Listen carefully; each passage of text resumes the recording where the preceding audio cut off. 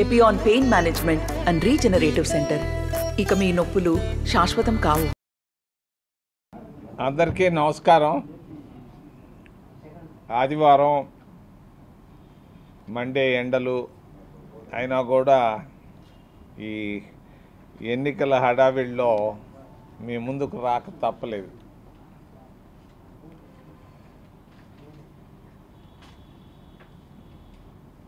ఈరోజు నేను తిరుపతిలో తిరుగుతూ ఉంటే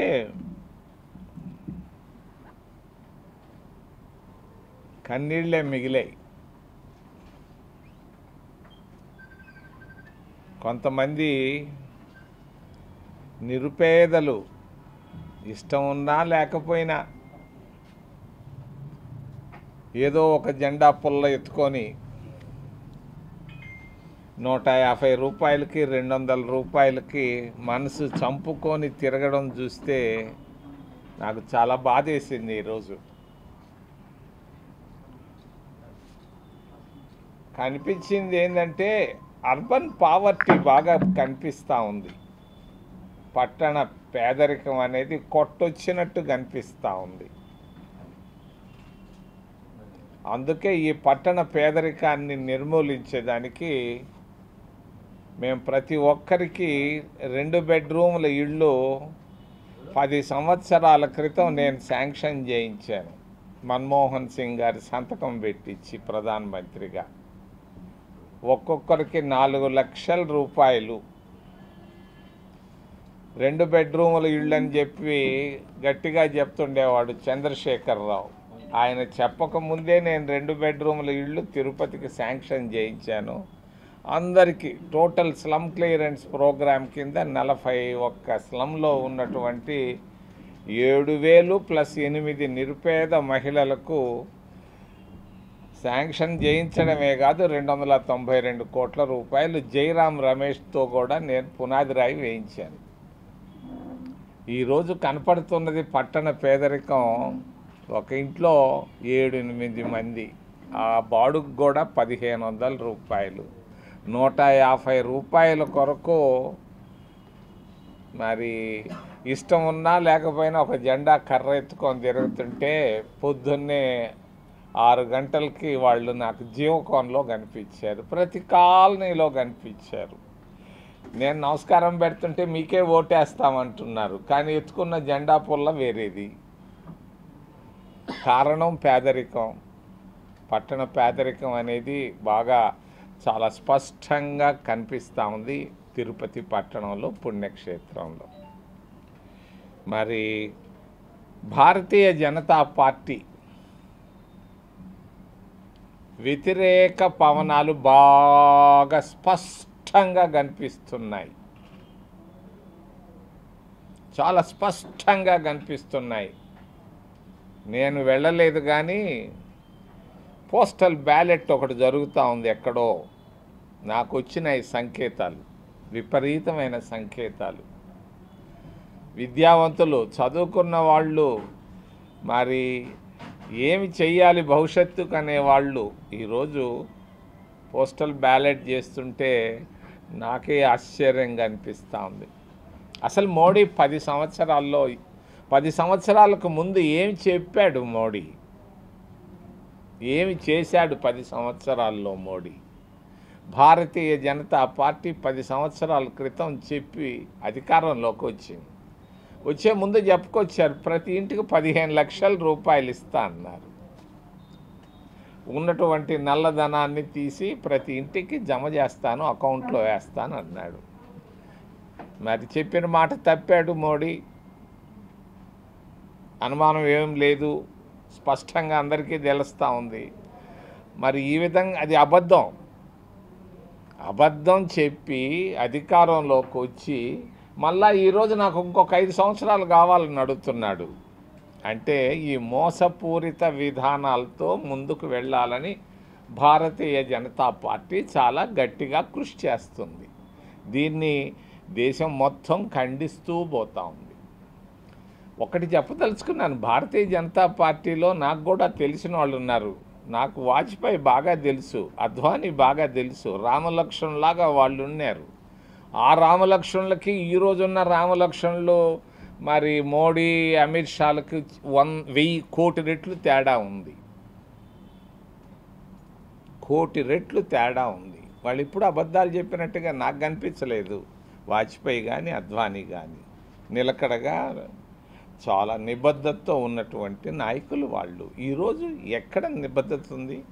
కుటుంబాల్లో భార్యాభర్తల మధ్య కూడా కలహాలు క్రియేట్ చేసేటువంటి మోడీ ఏంటి? భార్యాభర్తల మధ్య తగాదాలు పెట్టాల్సిన అవసరం ఏముంది? మనసు కష్టాలు పెట్టాల్సిన అవసరం ఏముంది?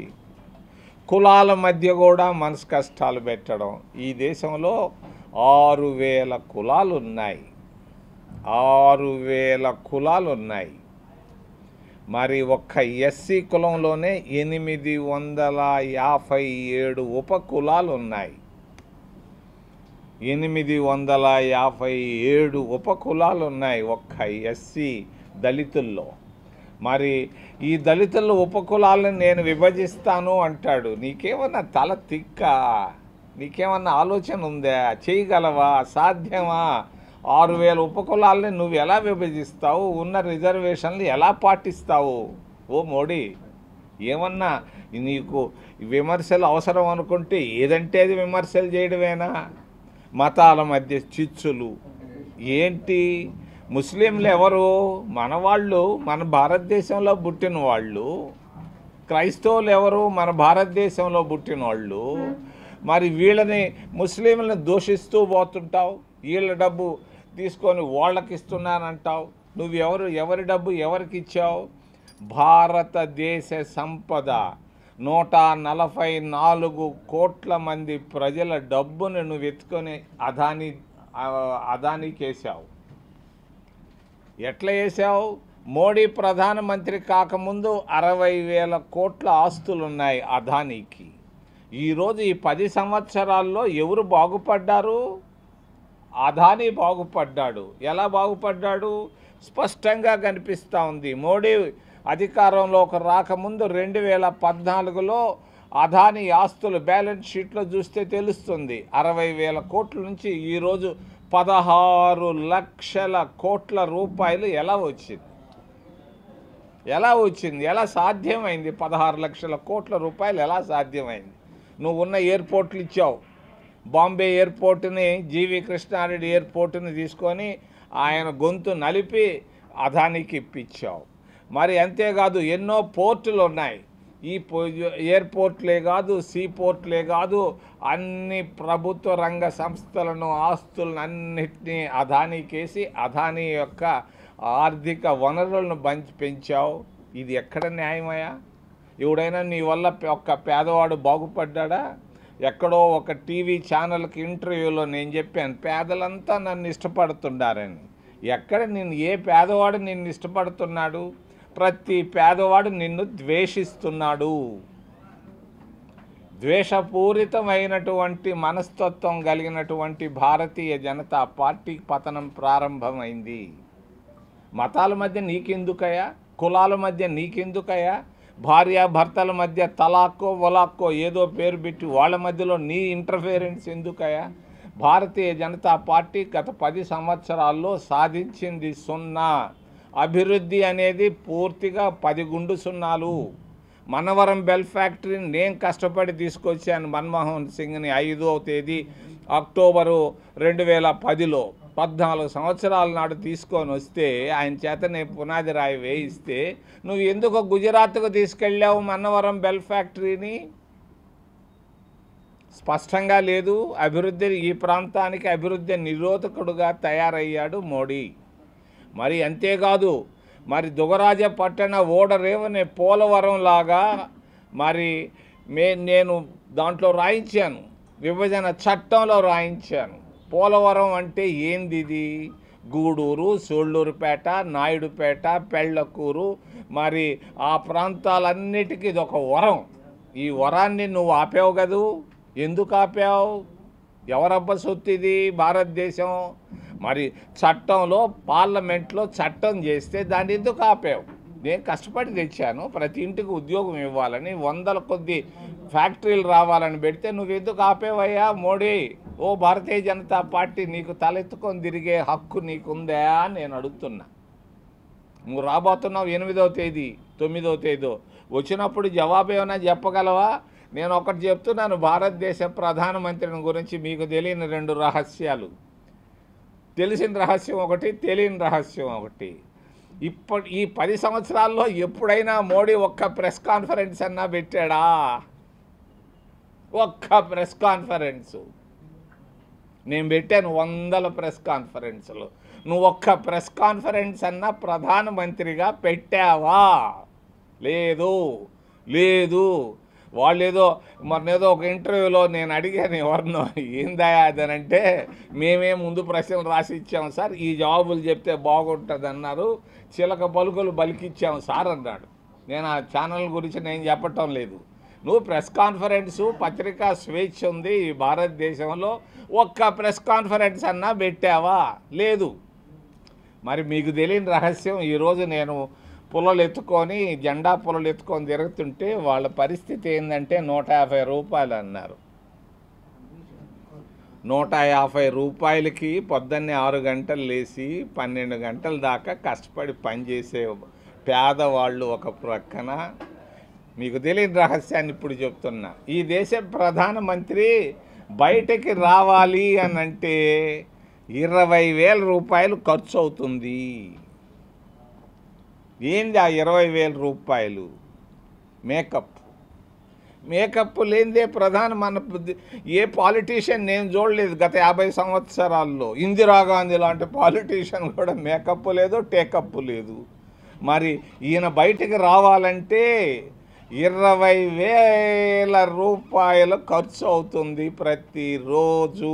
ఇది మన దేశ ప్రధానమంత్రి గురించి తెలిసినటువంటి రహస్యం.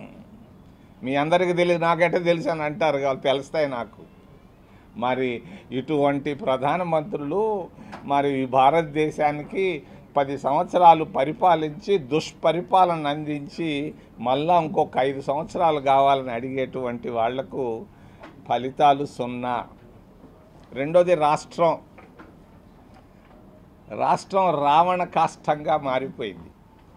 ఆంధ్రప్రదేశ్ రాష్ట్రం రావణ కాష్టంగా మారిపోయింది. ఒక్క తిరుపతి పట్టణంలోనే రౌడీతనం కనిపిస్తూ ఉంది. బాగా రౌడీ మూకలు కనిపిస్తున్నారు. ఎక్కడికి వెళ్ళినా కూడా మత్తులో ఉన్నారు. పలకరించే శక్తి కూడా లేదు. ఏమేనంటే ఏదో వేసుకున్నాడు. ఏం వేసుకున్నా అంటే బంగ్యాకు వేసుకున్నాడు అంటారు, ఇంకేదో వేసుకున్నారంటారు. మరి మత్తు ప్రదేశ్గా మారిపోయింది ఆంధ్రప్రదేశ్. రౌడీ మూకలే కాదు, మత్తు ప్రదేశ్గా మార్చినటువంటి ఘనత కూడా మరి నా స్నేహితుడు కుమారుడికే దక్కింది. ఇటువంటి మరి పనికి బాలినటువంటి ముఖ్యమంత్రి నేను ఇప్పటిదాకా చూడలేదయ్యా, చూడబాను కూడానయ్యా. మరి ఈయన ఈరోజు నాకు ఆయన ఇప్పుడు మేము ఒక పాట పెట్టాం, అమ్మ ఇందిరమ్మ అని ఒక పాట పెట్టాం. ఆ పాట 1 కోటి సార్లు వింటే ఇంకా వినాలనిపిస్తూ ఉంది. వాళ్ళు పెట్టిన పాటలు చూస్తే ఏముంది, ప్రతి ఎమ్మెల్యే 100 కోట్లు తక్కువ లేకుండా సంపాదించున్నాడు ఈ 5 సంవత్సరాల్లో. ప్రతి ఎమ్మెల్యే, కొంతమంది 1000 కోట్లు అంటారు కానీ నేను నమ్మను. కనీసం 100 కోట్ల రూపాయలు ఇసుక రూపంలో తిన్నారు. కొంతమంది భూముల రూపంలో కూడా తిన్నారు. ఈ విధంగా భూములే కాదు, ఇసుకే కాదు, మైన్లే కాదు, భూ బకాసురులే కావడం కాదు, చివరికి అధ్వాన పరిస్థితుల్లో ఆంధ్రప్రదేశ్ రాష్ట్రాన్ని తీసుకొచ్చారు. ఈరోజు కేంద్రంలో భారతీయ జనతా పార్టీ అధికారంలోకి రాదు. చాలామందికి తెలియదు. నేను చెప్తున్నాను, 150 సీట్ల లోక్సభ సీట్ల లోపు వస్తూ ఉంది భారతదేశంలో భారతీయ జనతా పార్టీకి. కాంగ్రెస్ పార్టీ సంకీర్ణ ప్రభుత్వాన్ని ఏర్పాటు చేయబోతూ ఉంది మరి భారతదేశంలో. ఆంధ్రప్రదేశ్ రాష్ట్రానికి వస్తే ఆంధ్రప్రదేశ్ రాష్ట్రంలో మరి అర్బన్ ఓటర్స్ అందరూ వ్యతిరేకంగా ఉన్నారు. అర్బన్ ఓటర్స్ అంతా జగన్మోహన్ రెడ్డికి వ్యతిరేకంగా పనిచేస్తున్నారు. ఒక్క అర్బన్ ఓటు కూడా పడదు. బయటకు కనపడేదంతా మిథ్య. అసలు సత్యం ఏంటంటే ఆయన రాలేడు. 52 సీట్లు పోయిన దఫా ఆయనకు వస్తే ఈ దఫా రాబోయేది 30 అసెంబ్లీ సీట్లు. ఆయన ప్రతిపక్ష హోదా కూడా దక్కదు. మరి ఈ పరిస్థితుల్లో జగన్మోహన్ రెడ్డి ప్రభుత్వం విఫలమైంది, అక్కడ మోడీ ప్రభుత్వం విఫలమైంది. దేశ ప్రజలు, రాష్ట్ర ప్రజలు మార్పు కోరుకుంటున్నారు. కాంగ్రెస్ పార్టీ కావాలని కోరుకుంటున్నారు, బాధపడుతున్నారు. 100 ఏళ్ళు చరిత్ర కలిగినటువంటి ఈ పార్టీ మరి రావాలి రావాలి రావాలి అని అంటున్నారు. కళ్ళల్లో నీళ్ళు వస్తున్నాయి. ప్రజల యొక్క సంకేతాలు విని వాళ్ళ మనసుల్లో భావాలను బయట పెడుతుంటే నాకైతే దినానికి ఒక 40-50 సార్లు కన్నీళ్ళు వస్తున్నాయి. మార్పు మాత్రం సంభవం సంభవం సంభవం. ఆంధ్రప్రదేశ్ రాష్ట్రంలోనూ భారతదేశంలోనూ తప్పనిసరిగా కాంగ్రెస్ పవనాలు కూడా వీస్తున్నాయని తెలియజేస్తూ చాలా ఎక్కువసేపు మాట్లాడినట్టున్నాను. మీరు ఏదన్నా ప్రశ్నలు ఉంటే దయచేసి అడగమని మిమ్మల్ని చేతులెత్తి ప్రార్థిస్తున్నాను. నమస్తే అండి. ఇది వ్యాపారం గురించి కాదు, ఓటు గురించి. ఎన్నికల్లో ఓటు వేయడం మన హక్కు మాత్రమే కాదు, కర్తవ్యం. ఎంతో మంది మహా నేతలు శ్రమించి ప్రాణత్యాగం చేసి ఈ అవకాశాన్ని మనకిప్పించారు. అందరూ ఓటు వేద్దాం. ఎందుకంటే ఓటు హక్కు ఊరికే రాదు. నా ఓటు ఎవరికో తెలుసా? అది సీక్రెట్ అండి.